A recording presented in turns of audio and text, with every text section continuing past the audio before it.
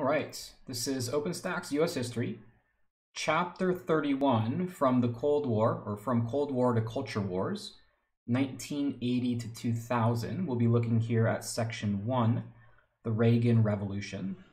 So the Reagan Revolution is in reference to a kind of like a political change, social change that takes place in the 1980s. We had talked about previously the 1960s and 1970s, that this was a time of great change in the country, specifically in terms of civil rights, but also in terms of other identity movements, the women's rights movement, for example. And this was a departure from the post-war boom 1950s era. The 1980s is known mostly for a more conservative kind of backlash, you might say, against some of the changes that had taken place in earlier decades.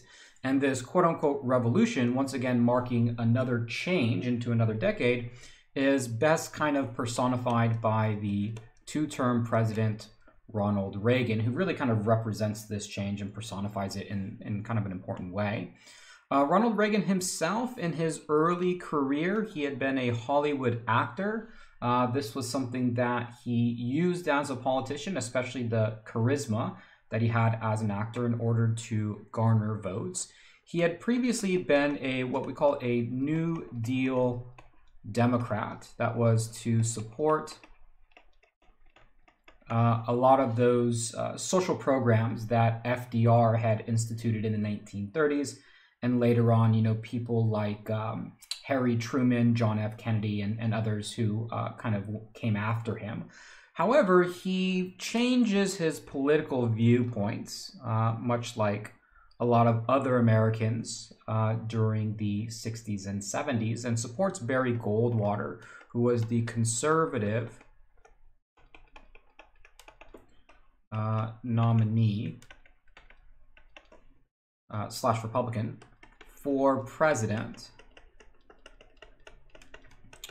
in 1964. And Barry Goldwater is in a lot of ways kind of like the pioneer of a new conservative movement. And what we mean by this is, you know, someone who advocates for small government, that some of the programs that the government has tried to put to good use is an overstep of federal authority, and instead as Ronald Reagan would put it, a government that governs least governs best. So to, you know, reduce the size of government. And Goldwater was really kind of the pioneer of a lot of those ideas. Barry Goldwater himself was crushed in the 1964 election by Lyndon Johnson, who easily won re-election, but those ideas were kind of first put to the test there, and Reagan was kind of an early, you know, he received those ideas in the 1960s, and that sort of shaped his political view. He was governor of California, which marked off the beginning of his political career, and you know, really spoke out against big government. So this idea that big government, again, we'll go ahead and just write this here, government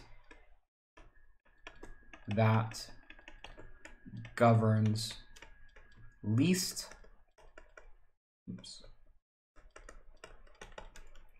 governs best.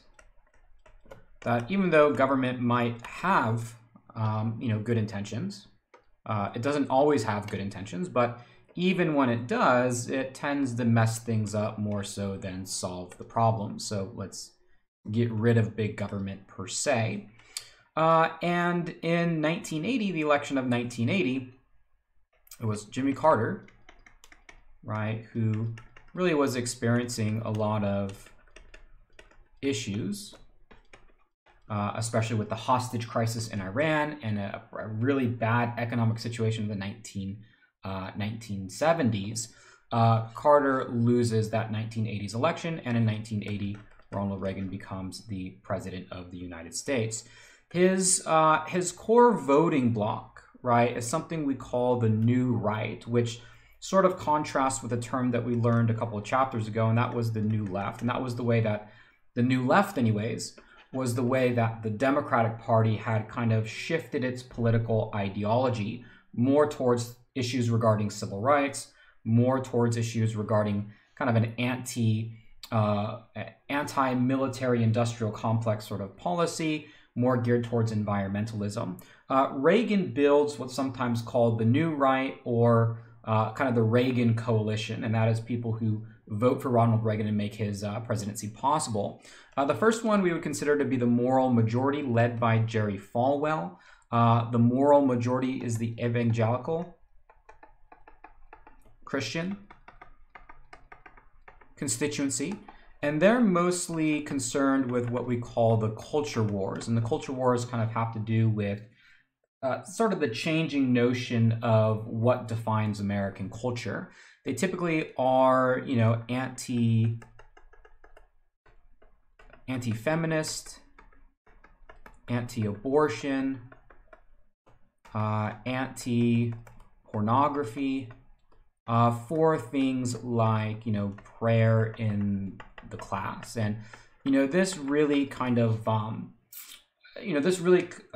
sort of fit well into the narrative about the Cold War, which was foreign policy. And even though we don't have kind of this constituency under Reagan's New Right here, but we might also want to add that, you know, Reagan really appealed to the Cold Warriors, and we'll get to that in a little bit here when we talk about his foreign policy, but that was a much more aggressive stance towards the Soviet Union. And where this moral majority fit in well with that was kind of that dichotomy between the United States being a religious nation, a theological nation, a nation of God, whereas the Soviet Union was a godless nation, an atheistic nation. And so therefore any sort of rhetoric related to Christianity or just religiosity in general, really was, Reagan really played that well, both in the United States and around the world.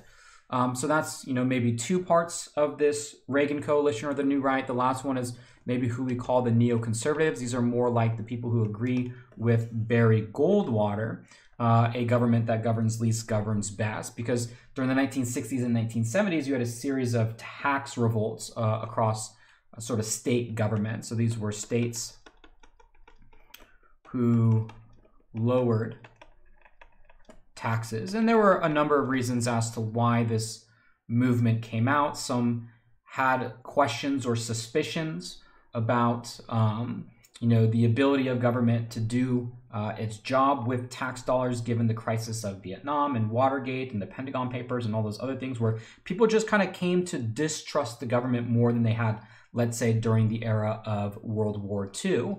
And typically Reagan voters, or at least the ones who made his 1980 election possible, tended to be older than the average demographic, tended to be more white than the average demographic, and tended to be more wealthy. And so we would say that that was part of Reagan's voter base. Perhaps the most pressing issue for Reagan, at least domestically at the time, was the poor economic situation of the 1970s. We characterize this as stagflation, high uninflation and high unemployment. Nixon, Ford, and Carter all kind of really failed to solve the economic situation. Reagan has a unique approach to this that we refer to as Reaganomics, which is Reagan's economic plan or policy or outlook, right? And that is rather than emphasize, economically speaking. So, when we look at an economy, we have buyers, and sellers, right? And that's what makes up an economy. We have the demand side, people who buy stuff demand products, and people who sell things supply the products.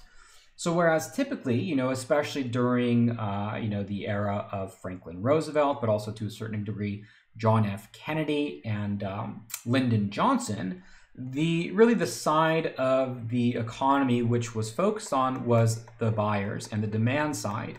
That is, in order for an economy to be healthy, people need to have money to buy stuff. That if you don't put money in people's pockets, whether that is like a work program or a welfare program, the economy can't get going. Reagan on the other side,